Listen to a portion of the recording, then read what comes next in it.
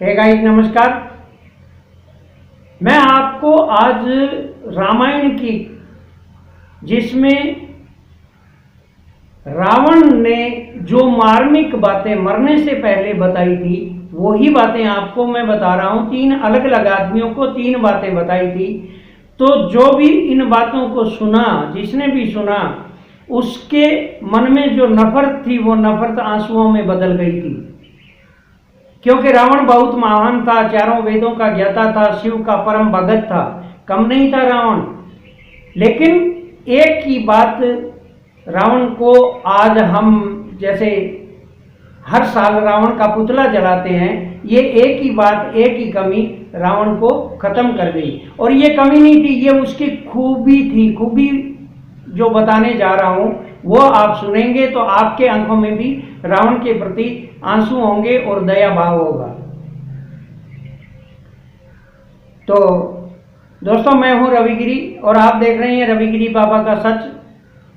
जिसने भी मेरे अभी तक चैनल सब्सक्राइब नहीं किया है, मेरी विनती है कि मेरा चैनल सब्सक्राइब कर लें और बेल आइकन भी दबा दें ताकि आपको समय समय पे वीडियो मिलते रहें।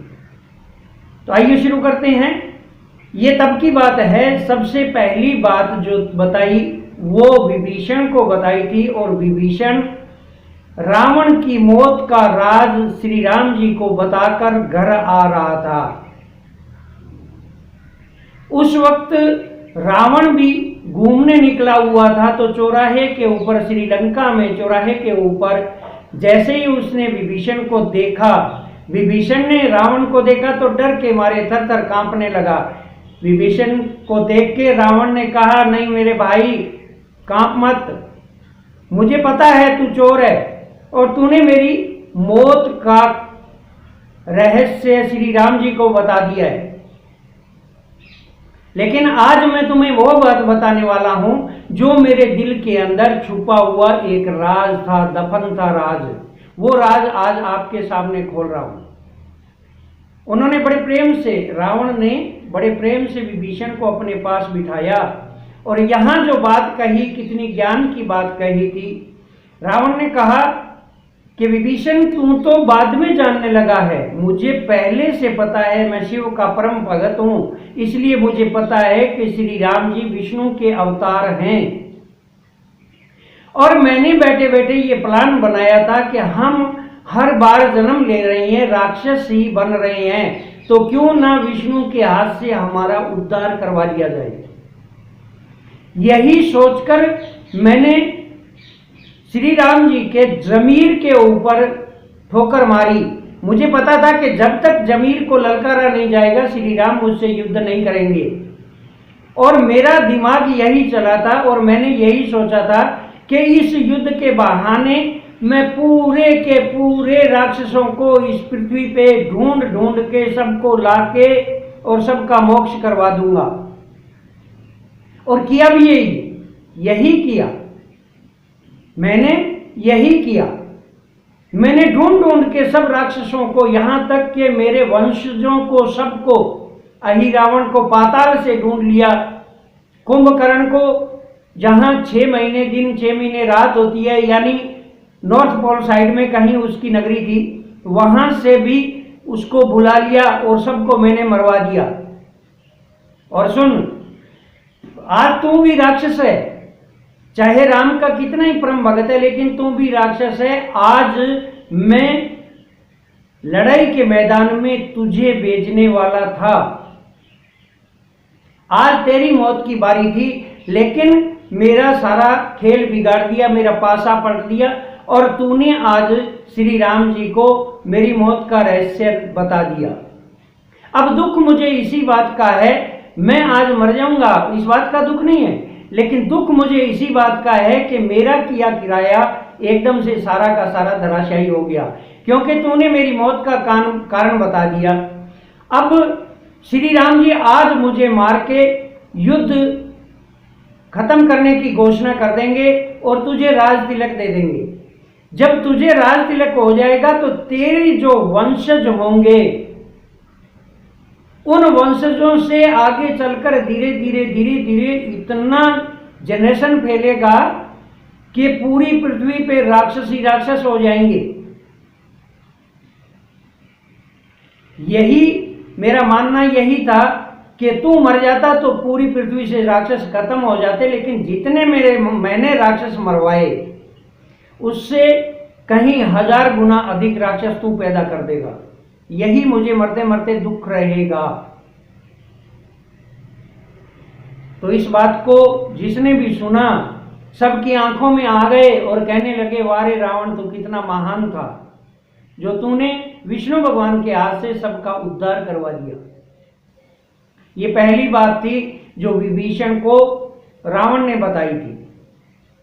दूसरी बात जो मंदोदरी को बताई थी, मंदोदरी हमेशा कहती थी कि पराई स्त्री कभी भी मां के सिवाय कुछ मत मानो, मां और बहन मानो पराई स्त्री को, और तुम तो पराई स्त्री का अपहरण करके लेके आ गए हो, घोर नरक का काम किया है। रावण ने उस दिन तक नहीं बताया था, लेकिन मरने से पहले उसको ये बात बताई थी कि मंदोदरी मैं अपहरण जरूर करके लाया सीता का, लेकिन सीता को मेरे महल में नहीं रखा, बाग में रखा, अशोक वाटिका में। वहां जितने भी उसके पहरेदार हैं सबकी सब स्त्रियां हैं, और मैंने आज तक सीता का मुंह नहीं देखा। मैं अपहरण जरूर करके लाया, लेकिन मैंने उसके साथ में एक भाई जैसा व्यवहार किया। जब ये बात सुनी और पूरी बात बताई कि मैं पूरे वंशजों को, पूरे इस पृथ्वी के राक्षसों को विष्णु भगवान के हाथों से मोक्ष करवाना चाहता था, लेकिन विभीषण ने सारा खेल बिगाड़ दिया। जब ये बात मंदोदरी सुनी तब मंदोदरी का हृदय भी एकदम से परिवर्तित हो गया था। आखिरी और तीसरी बात, जो जब वो मरने लगा तब श्री राम जी ने कहा कि रावण बहुत बड़ा राजनीतिज्ञ था, लेकिन अपने इस पाप कर्म से मारा गया। लेकिन गुण कहीं भी हो, गुण को उठा लेना चाहिए। लक्ष्मण को कहा कि हे लक्ष्मण तुम जाओ और उससे राजनीति के गुर सीख के आओ। लक्ष्मण गया और विनती की कि रावण तुम तो जा रहे हो, लेकिन हमें थोड़ी सी राजनीति के गुर सिखा दो।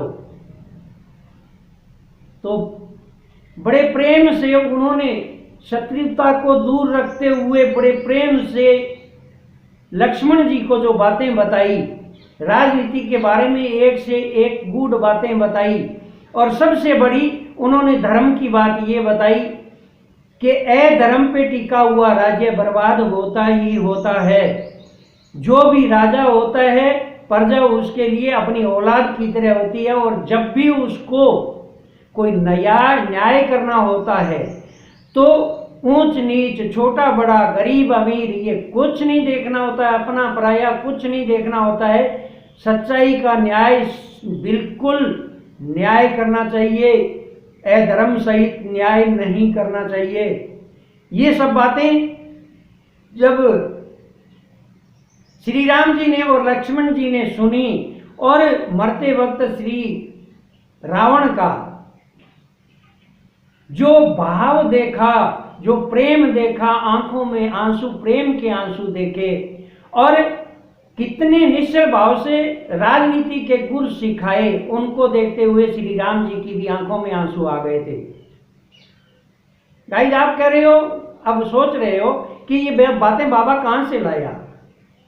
आपने अभी तक आप में से 80% लोग ऐसे हैं जिन्होंने थोड़ा बहुत उचंती चलते चलते आपने रामचरितमानस पढ़ा है, लेकिन आपको मैं बता दूं कि इस भारत में अलग अलग लेखकों द्वारा लिखी गई 18 रामायण है।